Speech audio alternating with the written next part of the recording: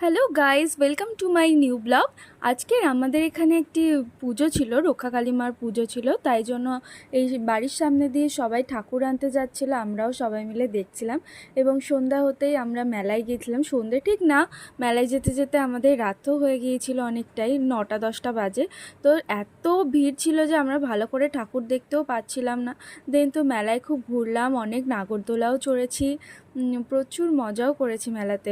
বোনও একটুখানি, বোনের সাথে নাগরদোলা চড়তে উঠেছিলাম, রোল খেলাম, অনেক কিছুই করেছি। সব ক্লিপ তো আর নেওয়া যায়নি, কারণ মেলাতে অনেকটা ভিড় ছিল ওই জন্য।